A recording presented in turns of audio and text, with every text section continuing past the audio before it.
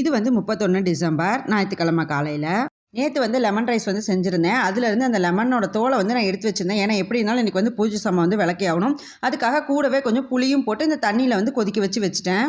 அப்படியே கையோட மாவு வந்து ஆட்டி வச்சலாம். அப்போ தான் எனக்கு நாளை காலையில் ஈஸியாக இருக்கும். கொஞ்சம் லேட்டாக இருந்துச்சா கூட இட்லி மட்டும் ஊற்றி டிஃபனை வந்து முடிச்சுக்கலாம். அதுக்காகவே வந்து மாவை ஊற வச்சுட்டு இருந்தேன். ஒரு 4-5 மணி நேரம் வந்து அரிசி ஊற வச்சுட்டு ஒரு அரை மணி நேரத்துக்கு முன்னாடி தான் உளுந்தை வந்து ஊற வச்சேன்.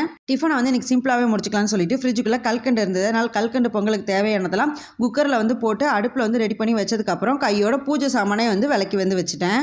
சந்தைக்கெல்லாம் போயிட்டு வந்துட்டு லஞ்சுக்கான ப்ரிப்பரேஷன் வேலையெல்லாம் நான் வந்து பார்த்துட்டு இருந்தேன். அதனால் குட்டீஸ் வந்து எனக்காக இன்றைக்கி அவளே காய்கறி கழுவி எல்லாத்தையும் அடுக்கி வச்சுட்டா.